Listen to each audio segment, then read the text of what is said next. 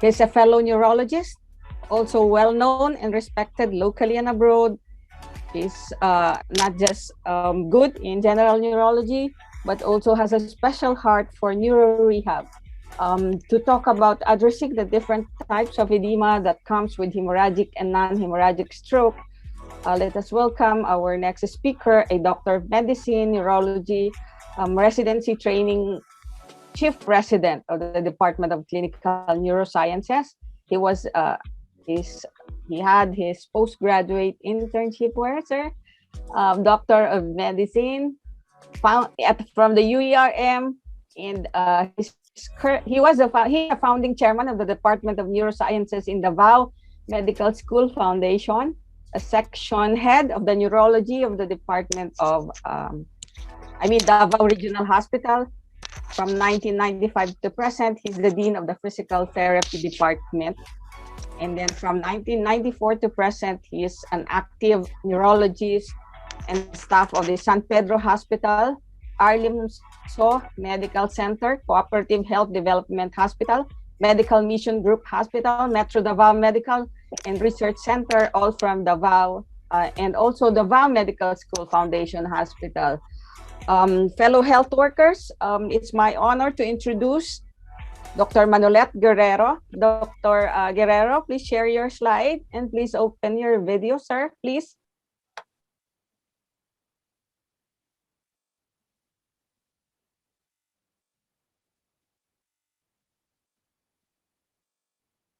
Good afternoon, everybody. And thank you, Dr. Lynn Lucena, for the first lecture. Now today, what I'd want to do is actually build up on what Dr. Lynn Lucena already mentioned, but at the same time go into different practical guidelines or ways we can actually treat brain edema. I have no time to discuss the neuro rehab of traumatic brain injury, but please, if you have questions on that in the open forum, I would be glad to answer your questions. So if you look at my title, it's actually brain edema and hypertonic sodium lactate as an alternative for mannitol that has been in use for a long time. Why is this actually an important topic? Because the greatest danger in neurologic disease is increased intracranial pressure. It's actually a time bomb that it can explode, and most of the mortalities found in neurologic disease is actually due to increased intracranial pressure. This is a CT scan showing midline shift. You can see here the ventricles that should be in the middle. It has been pushed to the side, and looking at the degree of your midline shift, you can actually predict, as you can see, whether you're awake, in coma, or in stupor. So this is something that is really bothersome and has to be addressed. The whole basis for intracranial pressure comes from the Kelly-Monroe doctrine. In the Kelly-Monroe doctrine, intracranial pressure is made up of three components. So intracranial pressure is actually your brain parenchyma plus blood volume plus CSF. All of these three components will make up your intracranial pressure. So an increase of any one of these three can lead to increased intracranial pressure. And subsequently, if you have an increase of 1 point, you can compensate by decreasing something else so that you can try to have an equilibrium. Aside from understanding intracranial pressure, one must also consider the brain tissue that is actually being affected by increased intracranial pressure. And we know that you need about 700 ml of blood to go up to the brain every minute to supply the metabolic demands of the brain. And that goes up in what we call cerebral perfusion pressure. Cerebral perfusion pressure is your mean arterial pressure minus your intracranial pressure. And therefore, just from this equation, as your intracranial pressure goes up, there will be a decrease of cerebral perfusion pressure. Normally, we compensate with blood pressure going up to try to compensate. So So therefore, if you do not decrease the ICP and just lower your blood pressure, you might be causing less cerebral perfusion pressure and more damage into the neurons. So as I said, intracranial pressure is made up of three components. You have your brain parenchyma, an increase in brain parenchyma, example tumors, I'll show you later, an increase of your blood volume, that is an angiogram of the middle cerebral artery alone, and an increase of cerebrospinal fluid. So what causes an increase of brain parenchyma? The most common cause of increased brain parenchyma is actually your cerebral edema. Brain tumors, as there is a growth or neoplasia, a new growth of cells, will increase brain parenchyma. And of course, any neurons or glial cells that are damaged will imbibe water in, and that is actually also edema, will cause increased brain parenchyma. Increased blood volume is when there is any rupture of any of the blood vessels or venous blood vessels or sinuses if it into the brain. Okay, and that would cause an increased blood volume and therefore translate to increased intracranial pressure that is dependent on the size of the blood that has gone out. And these are most commonly seen in strokes and in trauma can be seen. And the last is an increase of cerebrospinal fluid. And this increase of cerebrospinal fluid, that might be caused by the increased production of CSF or a decreased excretion caused by blocked obstructive hydrocephalus or communicating hydrocephalus, then this can cause increase in CSF. So these are the three causes of your increased intracranial pressure. Now, let us focus now on one of the things that cause increased intracranial pressure, and this is your brain edema. There are three types of brain edema. You have your vasogenic edema, over here. You have your cytotoxic edema and interstitial edema.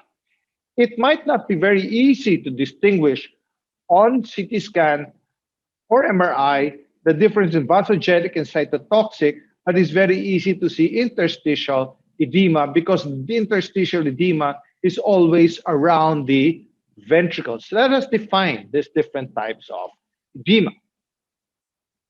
Vasogenic edema is caused when there is an increased permeability in the blood-brain barrier, especially in the capillary endothelial cells. Okay, so we have this. Tumors have a lot of vasogenic edema, but you can have it in the later stages for stroke we call it mixed edema.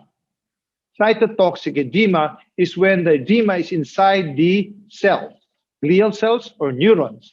And this is due to when there is actually neuronal damage, and that can have many, many causes, okay? That can cause cytotoxic edema. And interstitial edema is when the CSF from the ventricles, because of the pressure inside the ventricles, will seep out into the brain matter. So as I said, it's the easiest to see as these are usually peri-ventricular, beside the ventricles. So cytotoxic edema. Here you have a MRI of cytotoxic edema. You can see that the edema is actually inside the cells, okay? And this will result, can come from large infarcts. Well, actually, it can also occur in small infarcts, but then it's not a significant effect clinically because of the small size. You can have it in traumatic brain injury, hypoxic encephalopathies, metabolic encephalopathies, and even some infections like your abscess.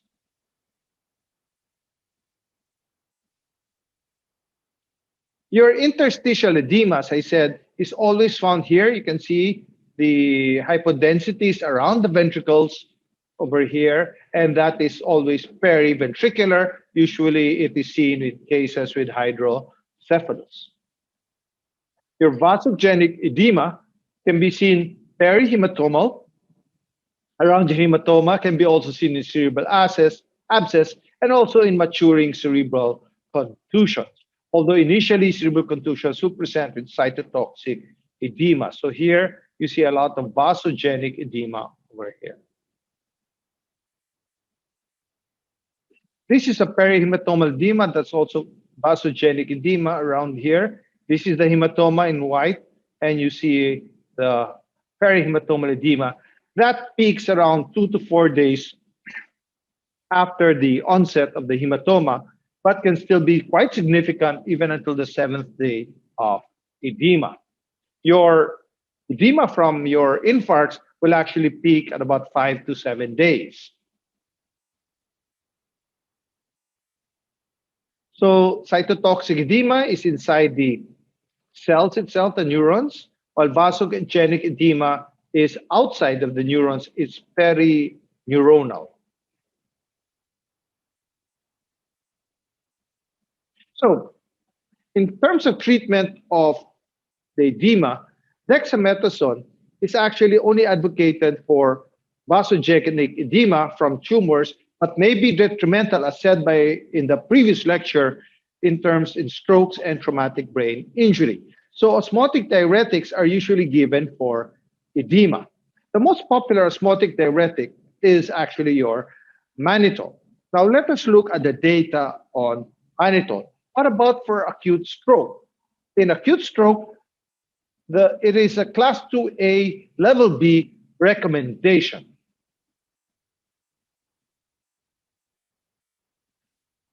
Looking at your Cochrane review, Mannitol, this is 2007, done by these authors who compared Mannitol versus standard of care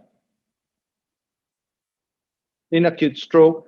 There was no significant difference between standard of care and Mannitol. They did not specify exactly the size of your strokes here. And the conclusions of this review was that there is currently not enough evidence to decide the routine use of Mannitol in acute stroke, of whether it will have a beneficial or harmful effect. So we choose very clearly those with clinical signs of increased intracranial pressure before we start it. What about for traumatic brain injury? Although Dr. Lin showed several studies on that, this is for Mannitol in acute brain injury, and this paper, also from the Cochrane Library, showed that in prolonged dosage, Mannitol may pass from the blood into the brain and might cause increased intracranial pressure. This is the Mannitol rebound that we are talking about. And I will explain it later in your diffusion coefficient that is the reason why. In fact, other papers have shown that for every dose of Mannitol, you will retain about 13% will go into the brain, 13%. Okay? And there is a study by the German group showing that after 5 days of continuous use of Mannitol, you might have a rebound or increased intracranial pressure due to the Mannitol passing into the brain. So the conclusions here is that although there might be a beneficial effect on mortality, it might have a detrimental effect when compared to hypertonic saline. Okay, so in terms of traumatic brain injury, they need more evidence to suggest its recommendation in treatment of patients with traumatic brain injury.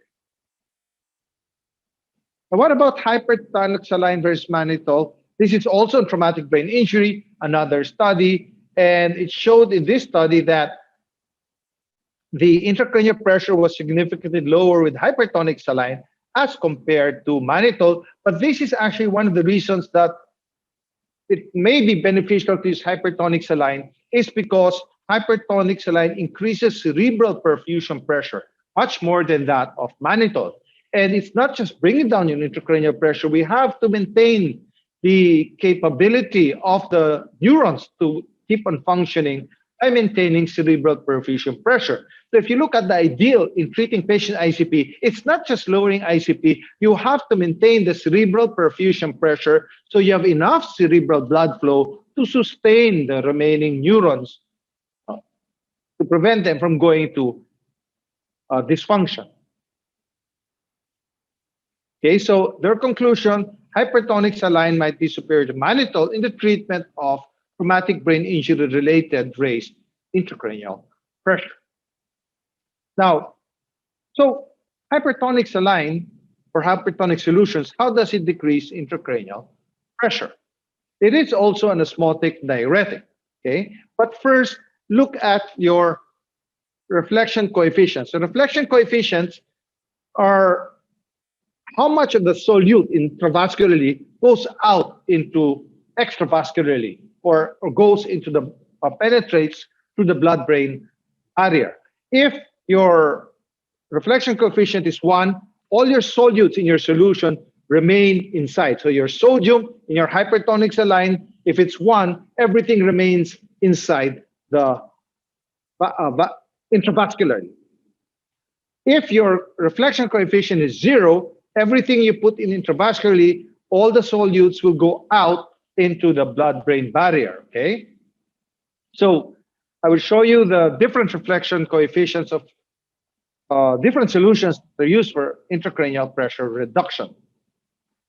Hypertonic or solutions work by increasing your osmolality. It's a osmotic diuretic, and because you increase your osmolality, then equilibrium will bring free water extravascularly, intravascularly. So you will actually get extravascularly are your intracellular and your interstitial spaces will drive the fluid intravascularly, which has a very high osmolality. So let's look first at reflection coefficients, and then later we look at osmolalities. If you look at the reflection coefficient of hypertonic solutions, it is a 1.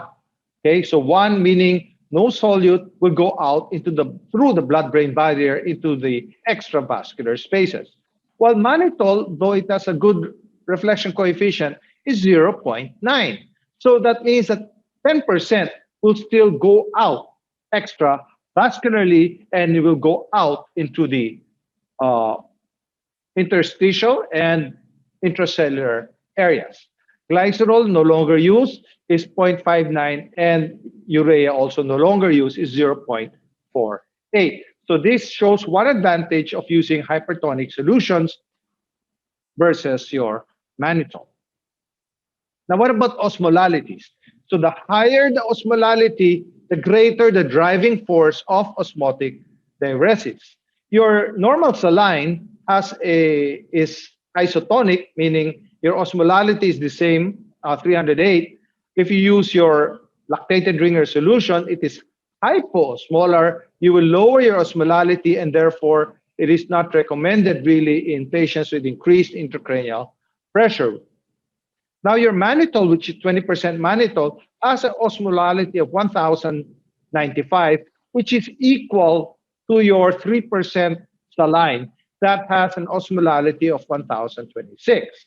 As you go up higher into terms of your concentration of your hypertonic saline, 7.5%, that's 2,565, and 23.4% that's used in boluses of 30 cc is 8,000.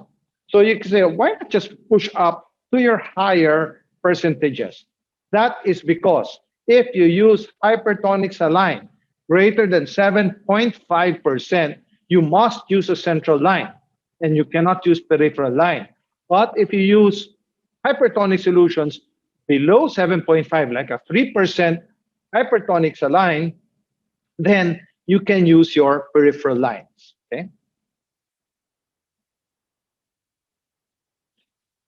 Based on the increased osmolality and increased cerebral perfusion pressure, hypertonic saline has been shown to increase regional brain tissue formation, increase cardiac output and mean arterial blood pressure, and it can also diminish the inflammatory response to brain injury.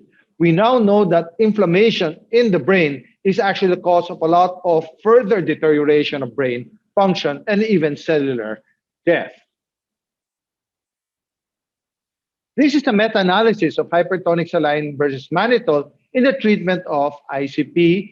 Okay, this was presented in 2010. And it shows really that there's a trend to favor hypertonic saline over your mannitol. And in a review article, and this is already as early as 2009, and this looked at more than 30 cases, different types of trials. It showed that. I'll show you the data later on. But the conclusion was, current evidence confirms that hypertonic saline is effective in reducing raised intracranial pressure, grade A recommendation. If you look at all of these papers, okay, first look, these are the cases, okay? The cases that they use hypertonic saline. They have TBI, they have stroke, they even have critically ill injured patients, subarachnoid hemorrhage. A lot of studies in subarachnoid hemorrhage. Okay, so it encompasses a lot of TBI also and stroke. If you look at the interventions, they go from 1.7%, and there is one study here of 30% hypertonic saline. So you can see here across different percentages of your hypertonic saline. And if you look at the outcome measures, ICP reduction and increase of cerebral perfusion pressure, you will note that most of them have both reduction, significant reduction of ICP, but also increase of CPP. This inverted P over here means that there is an increase of cerebral perfusion pressure. And what I highlighted was that in TBI, using 3% hypertonic sodium lactate, there was a reduction of ICP and increase of cerebral perfusion pressure with good outcome. You also have those in strokes using 10%, and also here on your TBI and strokes using from 1.7 to 10% hypertonic saline. And you can see they all had reduction of intracranial pressure, at the same time increasing cerebral perfusion pressure. So it has been tried on these cases.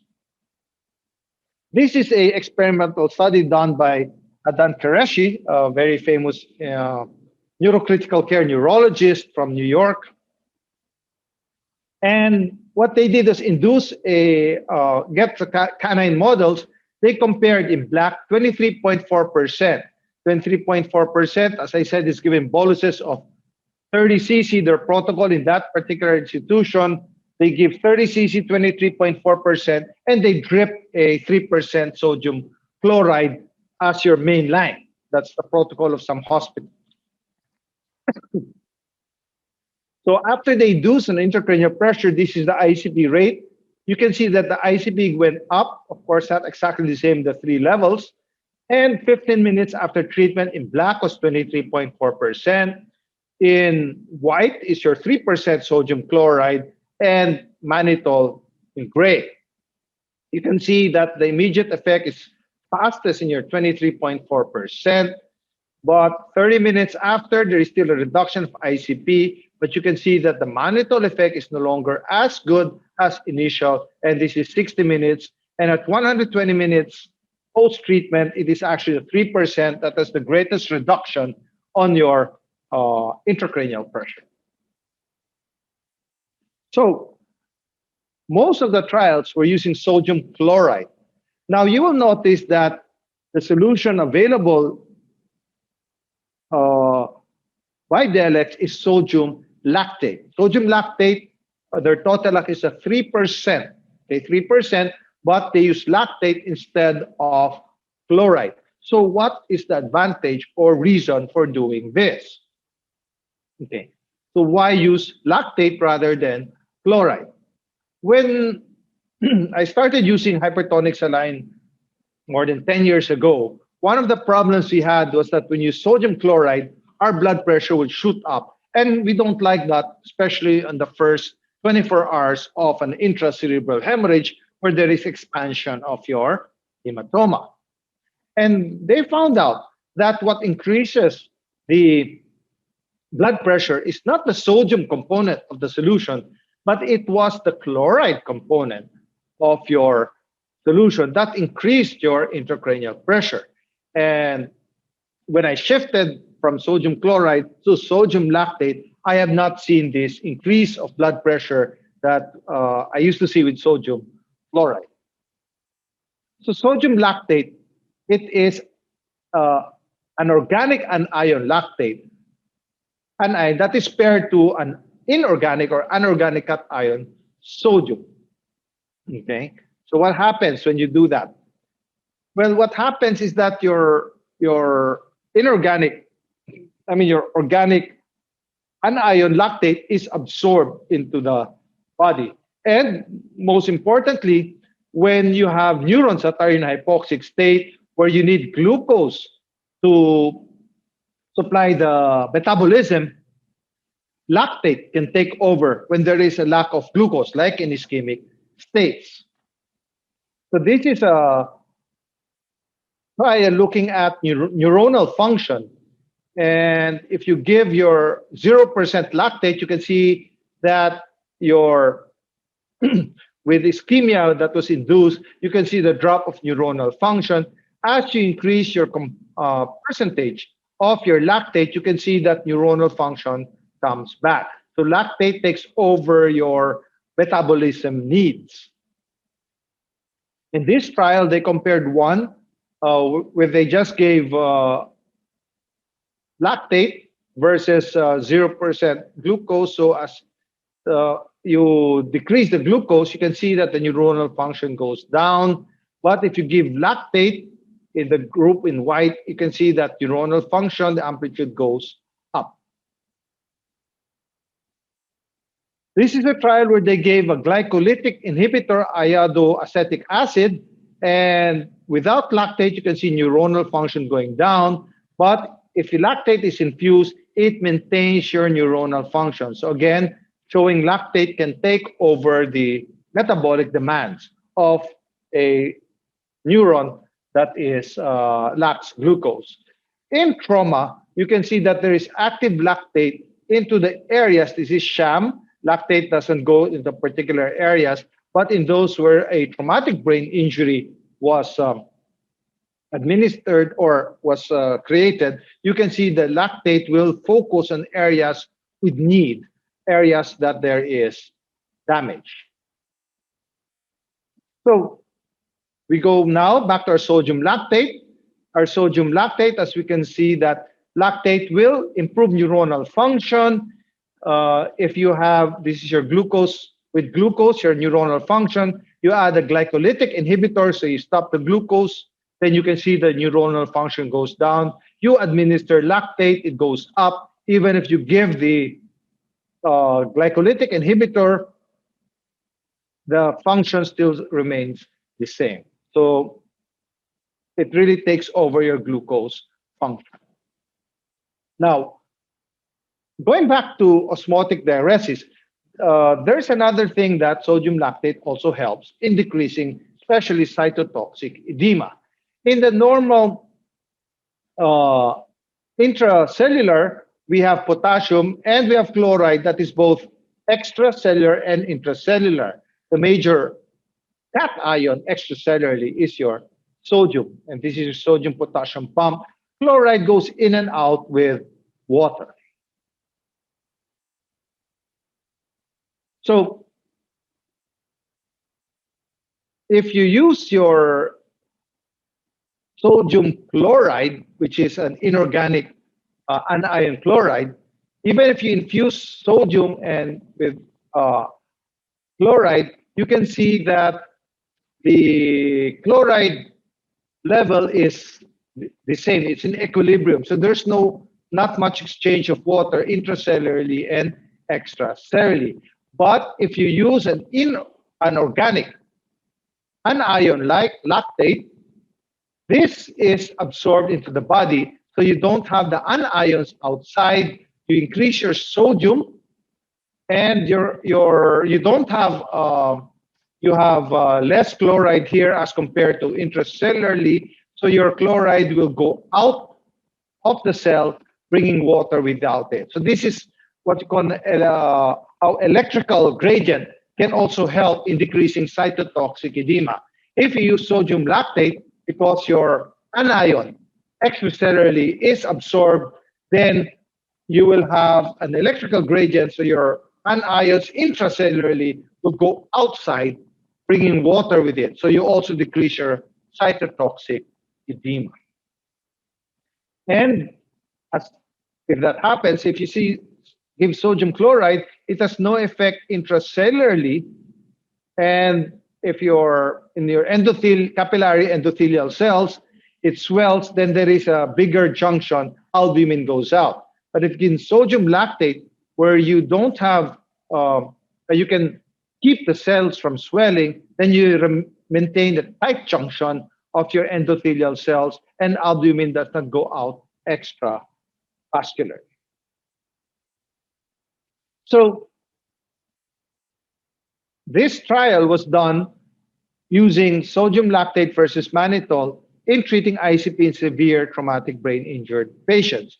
What they did, they used hypertonic sodium lactate, that is our 3%, mannitol, which had about almost the same osmolality, and they treated bolus for ICPs greater than 25 milligram mercury. They gave 1.5 ml per kilogram of both doses of hypertonic or mannitol. It was well balanced within the two groups, mannitol group, and this is your sodium lactate group. It was well balanced. The physicians were allowed to also combine mannitol and lactate if they deemed they needed more, they felt they needed it. So these are the results. If you look at ICP, in terms of mannitol, it's on white, and sodium lactate, it's on black. If you look at the time until 240 minutes, you can see as early as 30 minutes, there is a decreased intracranial pressure with sodium lactate that is maintained for 240 minutes, which is about 4 hours, right? So it maintains its effect for about 4 hours. Remember that's very important in titrating your osmotic diuretics. Here you can see that the one in gray is mannitol and lactate combined. This is mannitol alone, and this is lactate. Still, lactate alone had the greatest decrease of ICP that was sustained in 240 minutes. Okay, same thing seen over here. Also, they looked at cerebral perfusion pressure. Those given your sodium lactate in black had or increase of cerebral perfusion pressure as compared to your mannitol, and even as compared to your combination mannitol and lactate over here. In terms of your outcomes, those Glasgow outcome scale, the lower ones are better. So you can see here that in terms of your lactate, more were on the lower GOS scores, Glasgow outcome scales, while there were more in the mannitol group in the higher levels. Okay, that's the same thing seen over here. So better outcomes with the sodium lactate group. This is also looking at cognitive deficits following traumatic brain injury. So the first two here are sham using Saline and sodium lactate. This is latency, meaning the longer it takes, the worse the cognitive. Sorry, sham is this one here, the triangle. This is those with actual injury. Those given your Saline had the longest latency, but if you have an actual injury and you gave lactate, you have faster performance time, so less cognitive deficits. Of course, sham was still better because they had no injury whatsoever. Okay, so sodium lactate is now available. It's a 3% sodium lactate, and it is indicated as an alternative treatment for hyponatremia, but also for reduction of intracranial pressure. How do we give it? There are several ways to give it. One, you can give it as a continuous bolus, a continuous infusion at 1 cc per kilogram infusion. Normally, if you do that, first you give 3 cc per kilogram IV bolus. So if you're 60 kilograms, about 180 cc, then you follow it by a drip of 1 cc per kilogram infusion. What is the advantage of this? I like to use it in people are hypotensive, or I need to increase my intravascular volume. I have also used this on very severe cases of severe ICP where I run the sodium lactate at as an infusion of 1 cc per kilogram, and I bolus mannitol Q4 on top of that. You can also decide to use purely sodium lactate. This is what I do most of the time at 1.5 cc to 2 cc per kilogram every 4 hours. Why every 4 hours? As I showed you in the studies, the effect of a single bolus, the decrease of ICP is 4 hours. So 1.5 cc to 2 cc in a 60 kilogram at about 1.8, that's about 125 ml. The reason I give 125 ml Q4 is because the packs come in 250 ml. So it's easy to compute how many packs I need per day. Okay, so however, use your weight. Of course, you have a 100 kilogram patient, you compute it at 1.5 cc to 2 cc. 3 cc per kilogram is still your bolus loading dose, even if you use your bolus. Okay, so how long do we maintain the TOTILAC or hyperosmolar sodium lactate? It depends on your clinical case. What case are you dealing with? Knowing also the clinical course of when you peak with your edema. Example, in your bleeds, your PERI-HEMATOMAL edema is about 2 to 4 days peak. But if you're dealing with a large infarct, your peak is about 5 to 8 days, actually 7, 8 days. So it depends on you when you will lower it.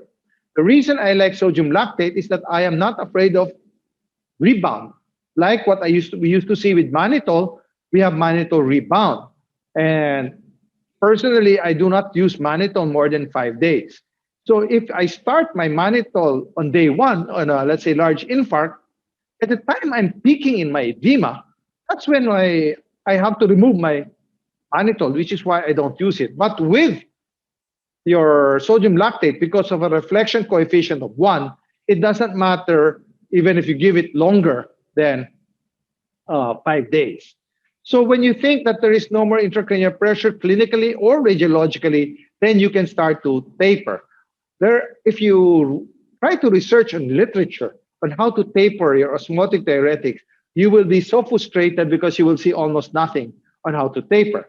So I taper by maintaining the volume. So if I'm in 125 ml, I bring it down to Q6. Why Q6? That means my effect of your sodium lactate is 4 hours, decreasing ICP, and 2 hours without any effect. In 24 hours, if the patient does not deteriorate, that means maybe I don't really need the ICP lowering effect. This is without a monitor. If you have a monitor, of course, you can see it. Then I bring it down to Q8. So what does Q8 mean? I have 4 hours decreasing ICP effect, 4 hours without. In 24 hours, 12 hours decreasing ICP, and 12 hours not controlling ICP. If my patient doesn't deteriorate, then I probably don't need to decrease ICP anymore, and I can discontinue the drug. And so with that, I'd like to end, and I'll be glad to answer any questions. Thank you so much.